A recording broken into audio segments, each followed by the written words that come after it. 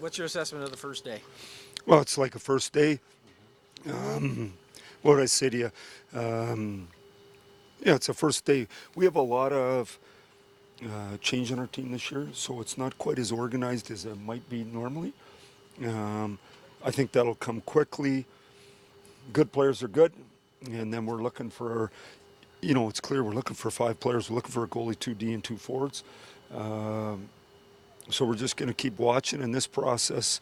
I know you want to know the answers now. I don't have any answers for you. I'm just going to keep watching. How were they at the new guys anyway, and the young guys at knowing exactly the drill you wanted to go? No, I think they didn't know the drill, but they knew the concept. And I mean, it's like anything is you're going to go over and over and over it until they get it, and so they can go fast until their skill comes out.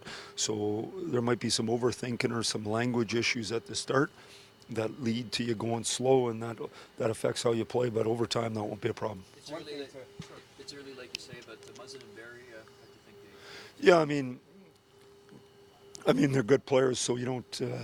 I thought Riley wasn't bad either, but I knew that before I got here, though. You know what I mean? So my point is, they're supposed to be good. The evaluation for them isn't now. The evaluation for your kids that are going back to junior is now.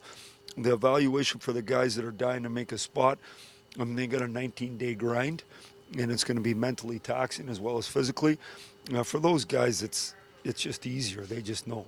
When you acquire someone new like Kerfoot or like Barry, and you haven't had them on the ice with your guys before, it's always sort of a new experience to see really how fast they are up close. No, there's no question about it. I think that's a real good point. Is no matter how many pro scouts you have, and no matter how much work you do on the video when you're making a deal, until you see them every day, you don't really know who they are. And sometimes you're really lucky, and they're way better than you thought. And sometimes it's not quite as lucky.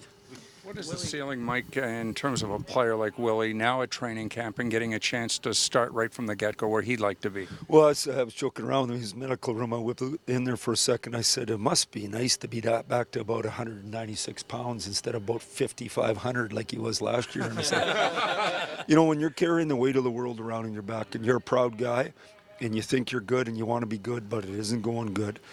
And, there's nowhere to hide, and it's tough. And that's why it's so important to get here, to start on time, to get a good feel. We wanted him to play with Matty last year, but it didn't happen. So that line has a chance to be a real good line for us. We need them to be a good line. We need him to be a real good player. Willie said he wanted. Because he missed too much time. Willie said he wants to dominate. Yeah, he said that to me the other day. He said, I was dominant out there. I said, that's great. I hope he's dominant when it drops on October 2nd. I don't mind watching dominant. What are you looking for from someone in the role of captain maybe this year? What would you want from a captain? You do it right every day. There was a guy, he played for the Raptors last year. I don't know if you remember his name.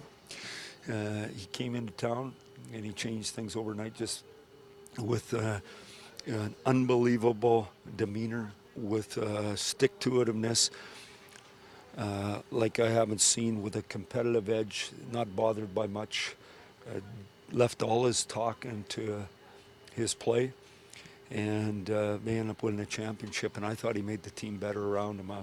And to me, that's leadership. That's what you do, and you bring it every single day. We're real fortunate that we have a good leadership group, a real good leadership group. Now, obviously, we'll announce our decision here coming up, and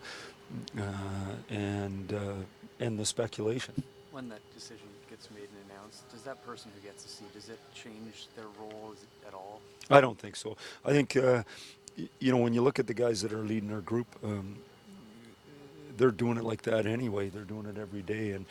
But I think the determination, the love of being a Leaf, the love of the city, the love of your teammates, the willingness to share yourself are all critical parts of being a captain.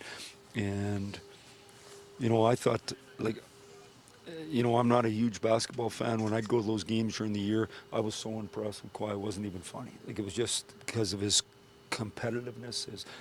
He dragged other guys in the battle. It was something to watch. And I think we have people capable of doing that. Like hometown hockey comes back to St. John's, Newfoundland. What does it mean for you personally and the Toronto Maple Leafs organization to bring training camp to Paradise in Newfoundland and St. John's? Well, you know what I love about it the best is that the people love it. And there was 1,100 people here today.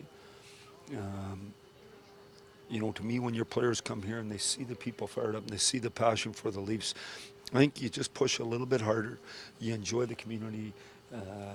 I mean, there's great people here. It's going to be a great week. And the other thing about when you have it at home, the married guys go home. And so you're not together. And I think there's a real good team building. But obviously, we're proud to be here in Newfoundland and to share our team with the people and the fans. I think that's real important. And I think it's an important part of being a Leaf. Mike, the days of being a vocal captain, have those kind of sailed away? I think of Stevie Yzerman, I think of Lidstrom, I think even for the Olympic team on Sid Crosby, that they seem to be more guys that led by example and kind of taught that way.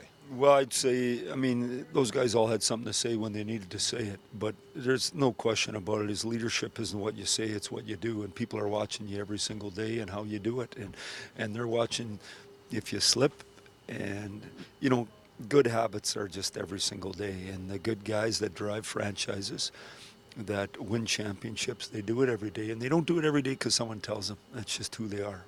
You know, when you open camp, you want everybody to be here and everybody to be participating, and you're missing a whole line for a variety of circumstances. You know, maybe your first or second line, depending on how you choose to move them. What's it like to not have a whole line? Well, I mean, obviously one team wasn't near as good, and those are really good players. And just what you're saying, you can't replace those guys. You got good depth and all that, but you can't replace those people. I mean, the reality is Hyman's out for a while. I think he's the best forechecker in hockey, gets the puck back for the other two guys.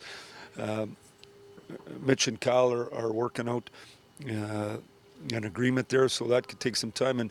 And I mean, the greatest gift of your life, I believe, is being a parent. It changes your life for the better forever on that day. And John and his wife have just welcomed a new child, and he's got to enjoy that experience. And then he'll be with here in his team. I'm not worried about him one bit. I saw a lot of smiles on the ice today, a lot of chemistry going on with the team. How important is it to mix business and pleasure when the team comes to a new environment like St. John's? Do you want them to go see sights and sounds, but also keep them professional on the ice? Well, I mean, the great thing about camp, I think it's 3.5 hours long.